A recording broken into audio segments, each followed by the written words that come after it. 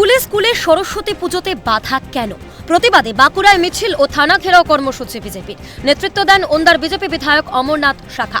সংবাদ মাধ্যমের সামনে ক্ষোভ উগরে দিয়ে তিনি বলেন, দুর্গাপুজোর সময় বাংলাদেশে যেভাবে আক্রমণ চালিয়েছে জিহাদিরা, পশ্চিমবঙ্গেও একই ঘটনা ঘটছে। পশ্চিমবাংলায় যে জিহাদিদের যে মা সরস্বতীর উপরে আক্রমণ হচ্ছে, বাংলাদেশে যেমন দুর্গাপূজার সময় মা দুর্গার প্রতি আক্রমণ হয়েছে, ঠিক পশ্চিমবাংলাতেও চলছে। বৃহস্পতিবার প্রতিবাদ মিছিলে পা মেলান দলের একাধিক নেতা এবং কর্মী সমর্থক। শহর পরিক্রমার পর ওন্দা থানার সামনে জমায়েত হয়ে বিক্ষোভ দেখানোর পাশাপাশি থানায় ডেপুটেশন জমা দেওয়া হয় বিজেপির তরফে। বিধায়কের কথায়, পুজো বন্ধের জন্য দায়ী শাসক খেসা শিক্ষকদের একাংশ। তাদেরকেও চিহ্নিত করে উপযুক্ত ব্যবস্থা গ্রহণের হুঁশিয়ারি বিধায়কের। একই সঙ্গে আশ্বাস, যে সমস্ত জায়গায় সরস্বতী পুজো হয়নি সেখানে পুজোর ব্যবস্থা করা হবে। একটা বড় অংশ যারা মাস্টার তৃণমূলের আমলে লাখ লাখ টাকা দিয়ে চাকরি পেয়েছে, তাদের মদতে এই ঘটনা পশ্চিমবাংলায় ঘটছে।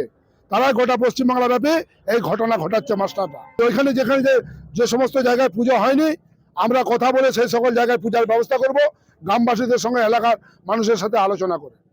এবং এই যে মাস্টারমশাইদেরকে আমরা চিহ্নিত করছি, কোথায় কি করেছে তার ব্যবস্থা ঠিক সময়ে হবে।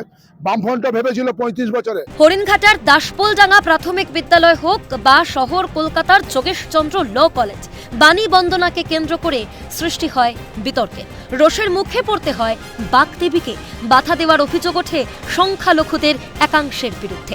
পরবর্তীতে রাজ্যের বিভিন্ন প্রান্ত থেকে উঠে আসে একই ছবি। বাদ যায়নি লাল মাটির জেলা বাঁকুড়াও। প্রশ্ন উঠছে, এই ছবি দেখতে হলো কেন? এটা কি কাম্য ছিল? স্বরূপ রায়ের রিপোর্ট, ক্যালকাটা নিউজ।